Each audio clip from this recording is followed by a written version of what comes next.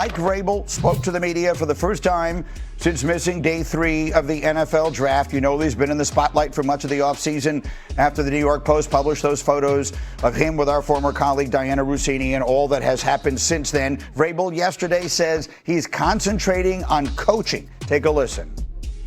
We all have to deal with things, outside of here.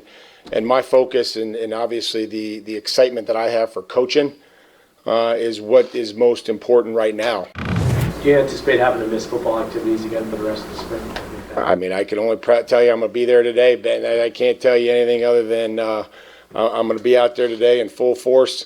And I mean that because, who knows what's going to come up. I'm not even, anything could happen. And so I'm going to focus on today. So that was just sort of a boiled down the basic points that he was trying to make. And I think from a football perspective, the part of the story that we have covered here and will cover here is any way in which it might impact a team that was in the Super Bowl last year. What is the sense you're getting? You know some of the people there. What's the sense you're getting about that? When it comes to the football part, especially now, this time of the year, OTAs are starting. Guys are out there actually practicing. And Vrabel has been out there as loud as he always is. I was talking to Mike Reese, who's a reporter down there, talked to Milton Williams after practice. He said Vrabel is himself. He's out there. He's talking trash to the guys. He's loud. He's coaching. I think that's the part where as players in the locker room, everyone has something going on outside of football. Exactly. What do you want to know as a player? When you show up as a coach, are you putting me in position to succeed? If you're doing that, that allows me to take care of my family and chase a dream I've had since I was a little kid and being a professional football player. So as we get closer and closer to football, I think the distraction moves further away and the focus becomes X's and O's. That's a very, maybe the most commonly used word in the football language, Harry, is the word distraction. And so I guess I want to ask you that question. Is this something that you think as a distraction could impact the Patriots season? I think the New England Patriots as an organization, it only becomes a distraction if they allow it to. Grinny, and I'm glad J-Mac said what he said because I want to take our viewers behind the scenes into the locker room. When players and coaches pull up to that facility, everything that they have going on, and trust me, there are a boatload of people that have this and that, whether it's family, friends, business, things in the business world that could be going on that could be bothering them. But when you pull up to that facility, that is your sanctuary. That is your chance to get away from all the madness that is going on outside of football, where you can just say, you know what, I'm free. I can be myself. I can act like a kid. I can be a 5-year-old. I can get in here. I can be serious. I can watch film. I can have that bond with my teammates and just get away from all the madness. And I think that's one of the things that I don't hear people talking about as much, and I'm glad J-Mac brought it up. We played together in the locker room, and we've had a boatload of teammates and also coaches that are going through serious things on the outside world. But when you get to that facility, that's the opportunity where you can just let all those things go and just focus on football and the task at hand. And I would add this for the New England Patriots.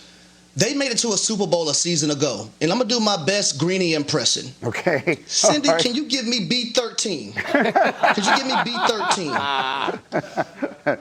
And the reason why I'm asking for B13, these are the first 4 games for the New England Patriots. At Seattle, Pittsburgh at home, the Jaguars on the road, and then at Buffalo. Now, what's the common denominator with all those 4 teams, Greeny?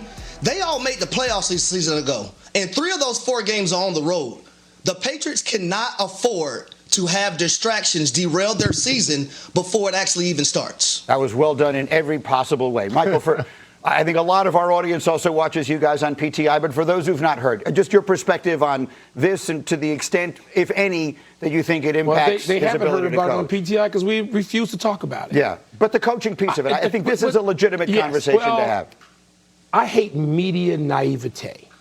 Okay? Explain. And what we have now is an industry where it's about analytics, it's about hot takes, it's about podcasts, about all kinds of things. And people don't get into and cover locker rooms anymore. And everything that they have just said is on the money. This has no impact. Okay, I'm saying this as a media person. I've been in locker rooms all my life. Okay, 45 years. This has no impact in the football locker room. None, Greeny. There are guys with so many other things going on. Look, and I'm not trying to diminish or tell people what they should think about what Vrabel was or was not involved in. It doesn't matter. I'm talking about covering Hall of Fame coaches like Joe Gibbs and those Washington Redskins teams. And you know, that was a really vanilla group for about 13 years. Mm-hmm. And yet there were things going on that the word distraction would come up, because Joe would use it all the time. It's like, this is not distracting anybody. This is not going to distract them. If you were in the locker room for one of the controversial groups. Yeah. Okay, the Mike Ditka, Jim McMahon, Richard Dent Bears. Yeah. They had stuff going on, and it was almost seen as comical, right? It was most of the time. This means nothing. This is largely media driven in terms of the continued coverage. I understand the initial coverage. The continued coverage, like it's going to impact a team on a Tuesday, much less a Sunday, it offends me. It's so stupid. And it speaks to our business and what people don't know about locker rooms anymore. They don't cover it. Newspapers don't exist, right? Right. They're media outlets that don't get in a locker room. They don't know what it's like, the fabric of it, the chemistry of it, what goes on. And so it's just like, oh, my goodness. I can't think of a better way to leave it than that. We will come back. Drake May met with the media Wednesday and fielded questions about the road ahead to a Week 1 rematch against the Seahawks, along with the trade rumors surrounding the addition of receiver A.J. Brown to New England's offense. Take a listen. I think it's part of the NFL. You know, they throw names around there, around every team, depending on whoever looks best in the graphic and the jersey on social media. So, you know, I'm really just focused. We got some new guys in here that I'm working with, and I know there's some, a lot of talk with that. But, you know, if he ends up being on our team, great. You know, what a great player. And if he doesn't, we still got to work these guys here. So it's tough balance, but I know he's a phenomenal player.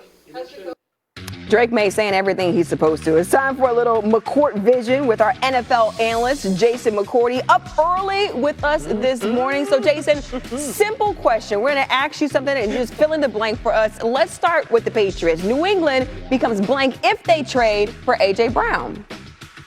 A top 10 offense that can compete and be on the field with anyone. Drake May is correct. A.J. Brown in a Patriots uniform, Photoshop, however you like it. It looks good, and it would mean a ton for this offense. The weapons they have, bringing over Romeo Doubs, the two guys they have in the backfield, Travion Henderson now going to be in his second year. And at the very center of all of it, Drake May, after a MVP type of season where he finished second, getting a weapon like A.J. Brown that in gotta-have-it situations, you can line him up on the outside and trust that he's going to get open and make a play. All right, let's discuss, Jason, another AFC contender. We were talking about Lamar Jackson earlier in the show. Lamar Jackson and the Ravens will be blank under new head coach Jesse Minter. Trying to defy history. Jesse Minter, a rookie head coach, and the expectation and the hope is that he is the guy that can help put this team over the hump and get them to the Super Bowl. 5 head coaches have done that in the NFL. The last one was in 2009 when Jim Caldwell did it with the Indianapolis Colts. This is a hard feat. Now, Minter's getting there, the transition of getting used to a new head coach. Also, Declan Doyle, a first-time play caller, will be the one calling the shots for Lamar Jackson. All right, last one. Let's go to the NFC North. The Vikings QB room of Kyler Murray and J.J. McCarthy will be blank compared to last season. The most intriguing storyline of the NFL this training camp. When you look at these two quarterbacks, who's going to come out on top of this competition? What is the dynamic going to be like in the quarterback room?